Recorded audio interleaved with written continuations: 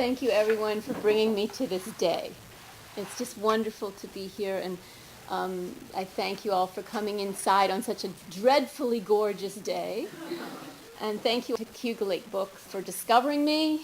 Sometimes, as a poet, you internalize your doubt to the point where you think the manuscripts won't get out, and yet, like a good cat, it always finds its way out and lands on its feet. So I really hope all of you will realize what a lot went into this over years, and the reading will be varied. So some of them come from one decade and some from another, and that's your mystery to figure it out. So I start with the title poem. But before I do that, I want you to know that the dedication was, for this, our little palm of earth, poems of resilience. Little palm of earth, I think of that movement of the hand, that we're all held quite fragilely in this ecosphere. And I'm very involved in climate change issues and Sierra Club. I've been a member forever. I now work for people in World Bank part-time, working with some of their issues of struggling to figure out what the next steps are for the world. And resilience is something that we all need in our lives, personally and in the stratosphere. So I'll start with Newfoundland. The first is New Found Land. Over Greenland on a flight from Milan to New York City in 2014. I was coming back from a writers' conference in Como, and I looked down, and literally this is what I saw. Following saffron dawn, a silver-winged vessel over Newfound Land.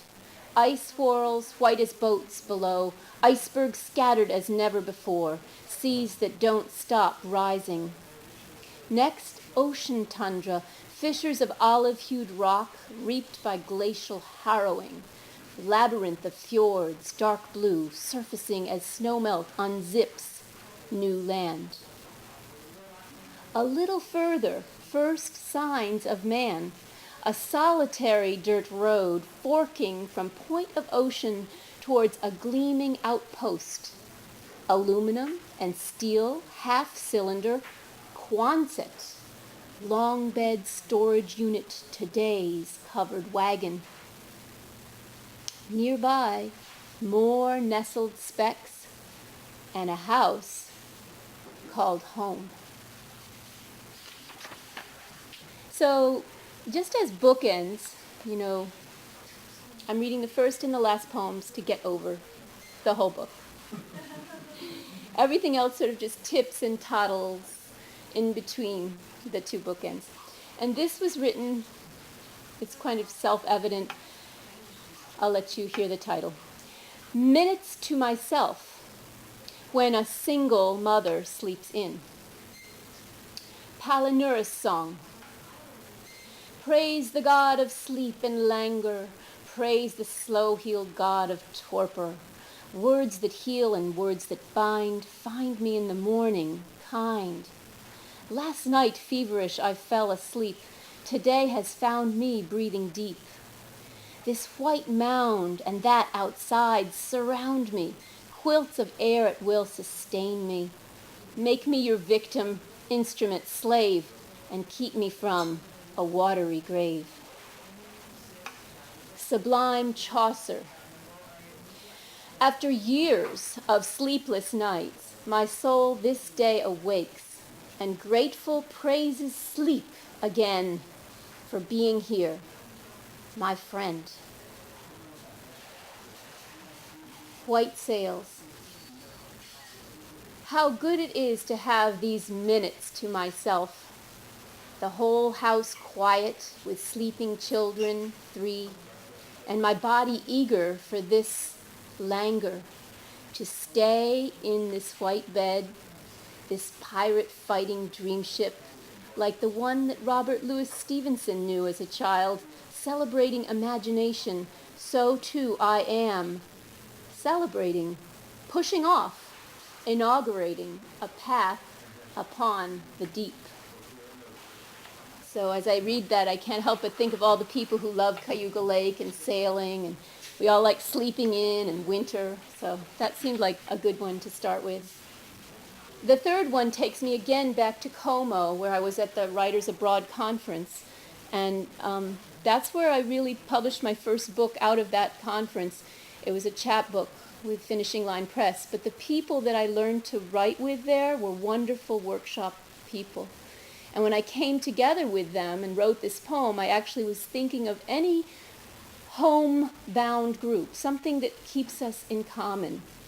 So here it is, and it's also after Catullus 31, one of his best poems, and where he lived at the time. The poet Catullus lived near the home on Lago di Garda, and his home was called his Lares. Heaven knows we each seek a soulmate in the unclaimed hour. Every tight-lipped, thin-lined stream of particle starlight bounds light years past to orb, cycle, spire, expire. Thrown as petals, light prisms intersecting our lost earth, shining here and now, then and there, to our eyes undying. The same light still streams past Catullus' favorite point, Sirmio, near where we now gather, hoping not to find it someday smothered in Milan's outskirts. Starlight here reaches true north. A shepherd finds crown jewels, though returning home penniless, happy with his lyre, old friends held fast. After so long held apart in distant provinces, small godsends are heartening. Scent of spring, fresh longing, a quiet rediscovered cove. The fourth one is one that I wrote for an artist, and what better place to speak of art, the beautiful artwork hanging here.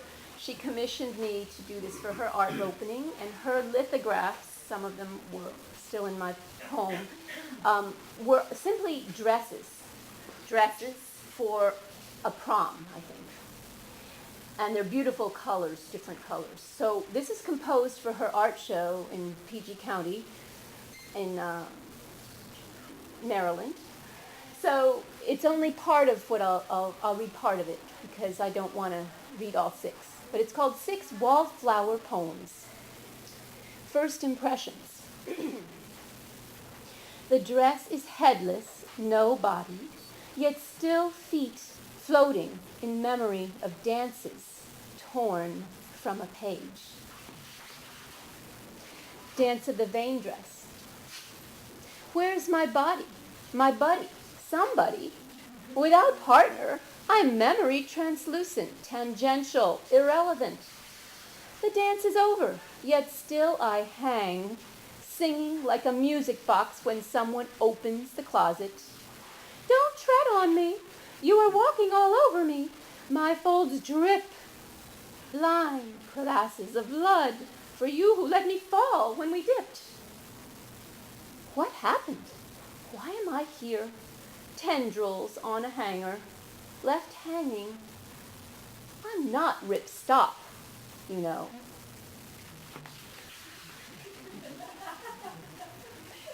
This then is the 6th of them. In winter, going west. Oh, actually, I want to do the 5th one, sorry. The 5th one, it's better. It's called Resolution, Roots After All. My heroine, it's okay to be a wallflower. You are not a compound word. This is not a jail or a closet or a wall you are up against. You are experiential, experimental, luminous, transcendent. You are the forget-me-not dress, ever mindful of your roots, and there you stay through all the different shades of all the seasons, growing strong, growing wall-wise. And I have to laugh because this is DeWitt Junior High School, and of course one of my first memories was going to a dance, and I remember the wallflower experience vividly. A few more things too. So I did want to tell you the other ones that are family-bound poems, many of them here. But first let's get to Ithaca, okay? This one is called Two Gorges, and we could have written about a lot more, but here they are. Two Gorges. 1. Ithaca is gorgeous. The ubiquitous bumper sticker won't let me forget my roots. Hometown shale and shallows, a catalog of creeks, old swimming holes, 6 Mile, Flat Rocks, Cascadilla, Taganic, Buttermilk, the Enfields. What have I forgotten? My hometown still holds places where no one ever goes. Nameless tracks turned deer trails, the same places where just last week we scrambled through 30 years later, pushing on our teenage children, trying to find one emerald pool, Potter's Falls, where, through tunnel and light, we, as teens, once dove, swam against the funneled dark current, stroking down, through, and up to reach the light green light surface, the other side, always to emerge breathless under its waterfall. Today, somehow our trail went wrong, and that shifty swimming hole with its long history of treacherous ledges remained elsewhere, still mythical, eluding both of our memories, both trial and error. The second is Tabula Rasa, which means clean slate. Of course, there's more to my hometown than this. It's a very vertical place, but one where people still can gouge out a living before dying between the gorges. There's a think tank or two, Lenrock and IC, where people work slate or ivy, making books or reading them, whirling atoms, or, oh, just listening to the wind in the reeds, in the lake reeds. Therefore, make no mistake, Ithaca is more than mirroring gorges. It's snow and ice, Latin and Greek, green apples and white grapes, chestnut horses and wildflowers. But all these things, like memory, form a slippery slope, and another poem, or 2, or 3, might just be still waiting inside me. So that's for all of us who celebrate Ithaca is gorgeous. I love that. Ithaca is gorgeous.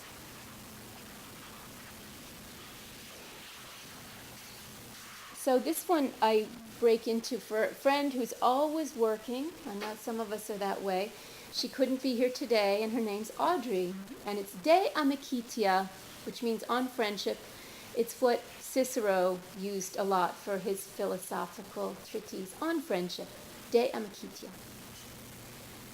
Picking snarly snaps in a drought, hair bleached out, you're still honoring your commitments. A wedding tomorrow, footprints in sand, a honeymoon that never erased, and an extra pair that appeared like an angel, kept going. Like this one more row of Snapdragons, seemingly endless, dusty yet so alive, thirsty and not knowing where the line break is, or just where one row begins and another ends. Because with you, it's just not that way, and maybe that's why you keep them going. This one, back to Chappaqua, where I used to live north of Manhattan. I had a revelation one day when I was trying not to hit a squirrel.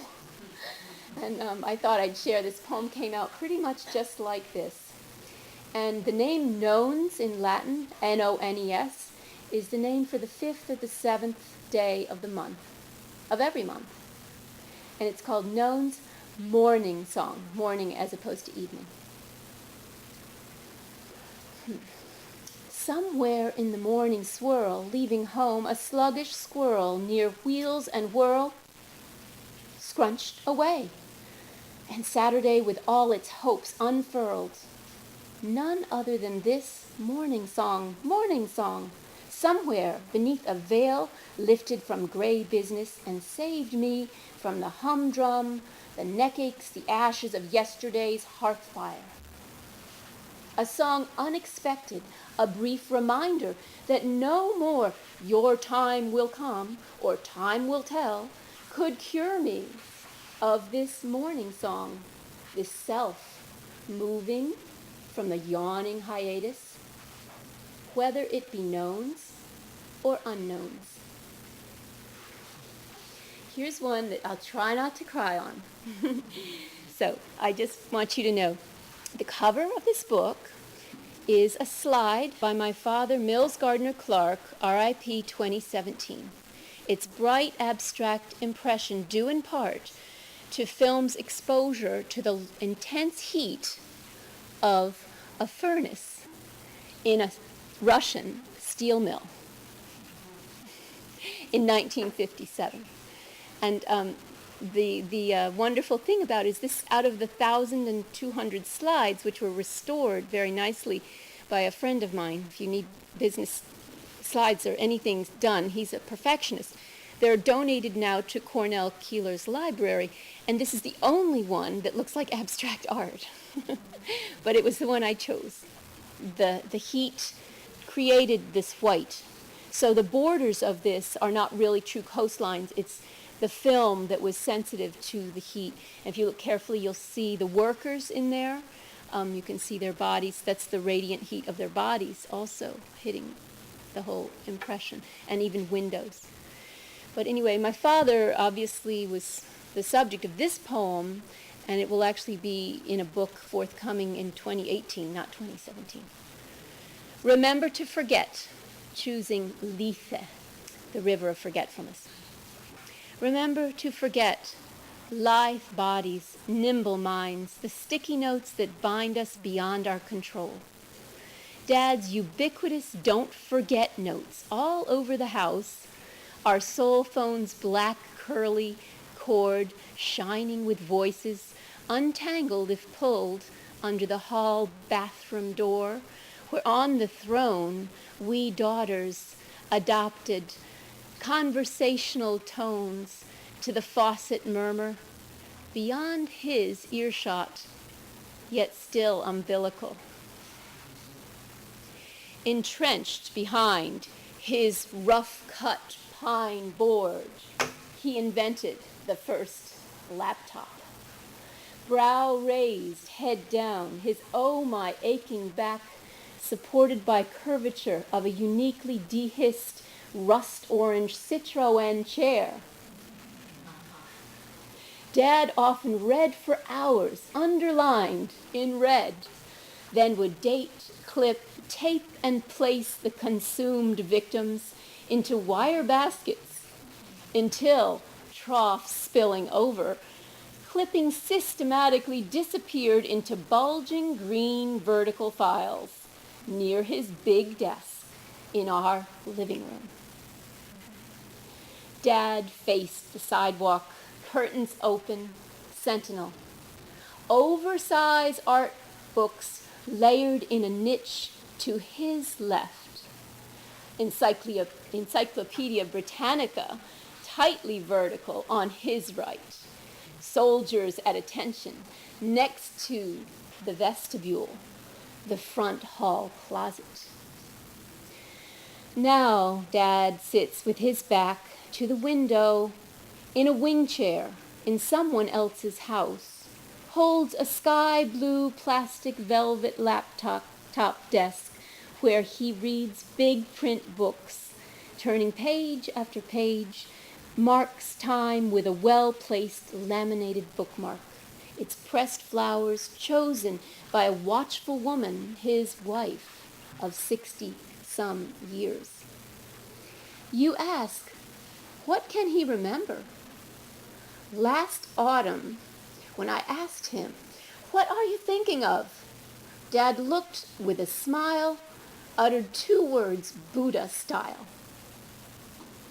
perfect love.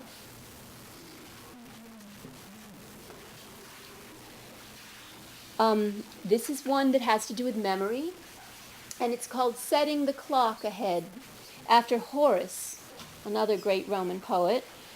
Epistle 2:1. Not many people know he wrote really conversational poems. Long. They weren't always concise odes or epodes, but they were rambling, which I tend to do in my poetry sometimes too. So this is why I blame a great author. It's called A Walk in the Forum, which is Epistle 2:1. So this is my walk in the forum. It's called Setting the Clock Ahead. Spring forward, fall back, keep looking for a soulmate. Spring forward, a poem for the hour lost or gained. But beware, memory is a powerful sloth hanging nose down from a semiotic clothesline. Exempla gratia. Walking down a street, you notice a certain something, and the next thing you know, swift as thought, nous has taken you to a faraway place in the back of your mind, as if clicked on a link that's active. The midnight rose, unbroken ivory, poised above a crumbling red brick Georgetown walk, transports you to Israel, where he showed you how it opens just this once, then spirals, petals fall, and before dawn, it's gone. Setting the clock ahead, stepping out alone in the cold backyard, all white snow and black night. For some reason, you pause between trash and recycling to search the sky for a shy patch of stars. The sister Pleiades, all 7 nearly drowned by a bicuspid moon, and yet you stand still until you find them dancing. Suddenly, you're gone again, long hammer toe gripping deep into the grass of wet familiarity, balancing on a dewy summer lawn as you cross a shared crunchy driveway to where once we stood craning our necks. Me, a new initiate in the art of focused patience. You, my soul sister, big sister of the long black hair, Bettina, firstborn, serendipitous and unlikely prodigy of wise Athena. We are together again, side by side, star grazing. And I just want you to know my mother is in my sister's good care this week, of all weeks, in Boston and New Hampshire. That's why the 2 of them couldn't be here to enjoy our good company. But they are here in spirit. The castle near Bergamo. I just have to include this Italian poem, okay? Flying east in June, losing 6 hours, give or take a minute, I reflect on the lake near Bergamo, walled hill town, the point of my conception. Walls of flaming orange camellias reframe the small black and white portrait of my mother, her profile uplifted in light dreamier than Casablanca, a cameo on a wet spring day at Villa Carlotta. She is Our Lady of the Lake, offsetting perennial melancholy with walks in a high-walled labyrinth of azaleas, grown intertwined toward light unquenched by the storm. We 3 stood there, waiting as if for a concert to begin. Me, newly a teen, in red raincoat with buttons of brass. Mom, wet-faced with remnants of a wintry tan, hair blown out in tinted rainbows.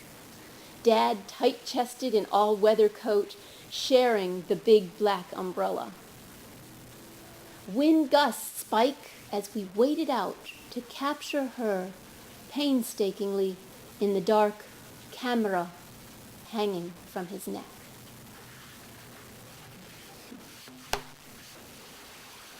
So what's interesting for me is the slide collection that my father had done. He was quite a family photographer and many other things he did. He's left this legacy of slides, so I even have matched some of those slides to that walk, and it's fabulous to see the red raincoat, everything, just like I remembered it. And the azaleas. I'll go on to a fun one. This one is for Professor McConkey, whose books are on the shelf here and also at my home. He's another Cayuga Lake book author. And he told me many stories as an undergraduate when he was teaching our English class. He would tell us a lot of fun stories about how he found his home. One day you wake up upstate after Professor McConkey's story of how he chose a place to settle down. This is how I remembered it anyway. One day you wake up to what this place is really about. You check out the scene, then having scouted around, you realize you'll have to leave unless you marry into the small town myth of agrarian endings. Unless that ox head falls off your engine hood and you realize the anchor's in the soil for good. And you start out with 4 good eyes. So that one perhaps is a light one, but it means a lot to me coming back to be in Ithaca again. And of course, not all of us have that choice or that moment where we have to decide where to be. But he certainly had a great series of stories. I hope you'll read his memoirs. Very good. This one goes back to Georgia, where I spent time in another life. And it was when I was lost in many ways. Porch Wood. On a long lost way to cut the Christmas tree, the back road splintered into shortcuts only a mule could know. Way back from macadam roads, the wooden shack looked silvery in frozen sunlight, yet its quartered wood, stacked high upon a seaboard porch, spoke preparation. Winters never were like this, everyone said, in Georgia, but the board house knew. It knew better. Whoever dared live there knew each chimney brick. How long this house had howled nobody knew, but a pig and a dog on the lee side of the ditch shared tangled cover in the naked berries until the cold snap passed, and Porch Wood once again sparked the hearth. So as we come to horses, mules, this is the one that I wanted to say is for my friend who was the barn manager in Maryland, but it's also for anyone who knows about horses, taking care of their eyes. It's a big challenge, and I want to thank Kelly here for helping us so many times when we go out. She medicates my horse twice a day.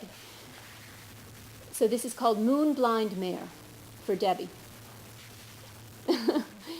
Diagnosis is a Greek word, as is anything that ends in is.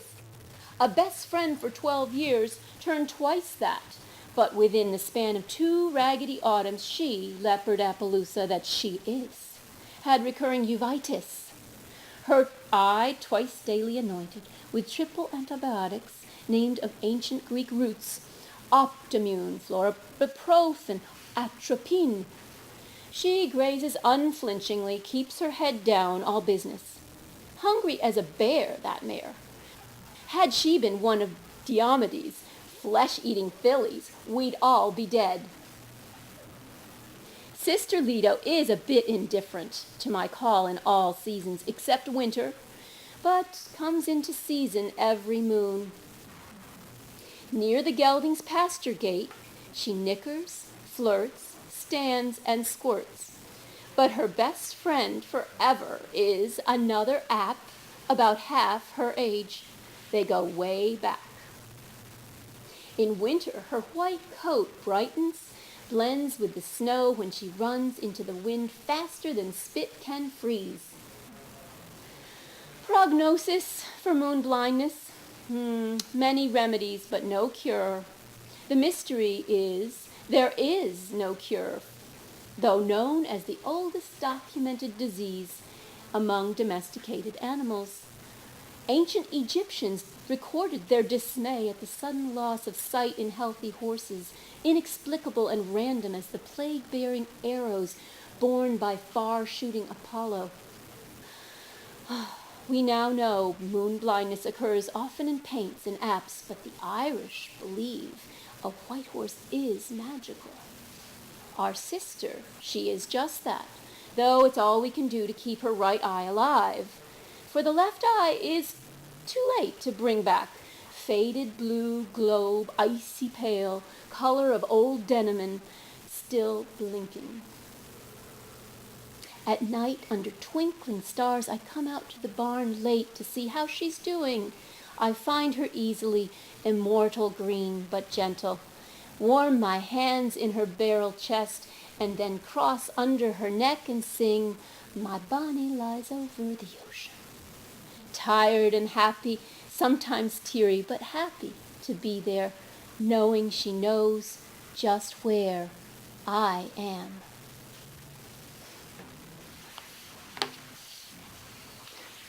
I have to laugh that the longest poem is to a horse.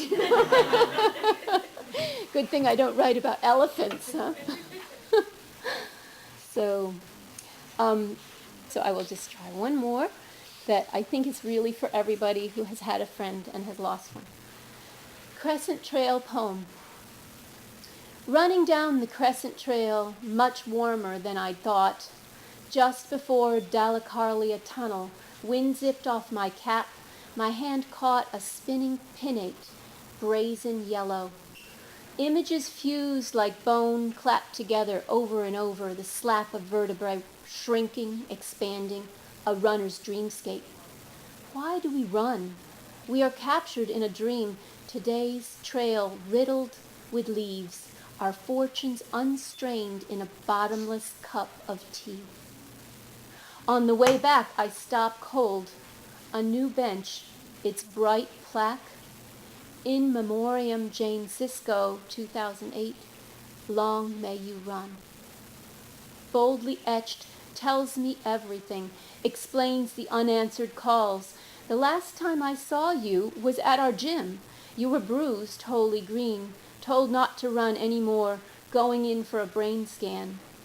That was the last time we spoke, until now, this brazen new bench, invoking a shock of tears, silent, insistent. Rest and go on. Why do we run? To keep balance in our lives, seek peace in jagged constellations underfoot. Jane, I saw the most beautiful things on the trail today. Shall I tell you? 2 deer eating among the kudzu undetected, and the runners I saw today, even before your bench found me. This warm November afternoon seemed unusually friendly.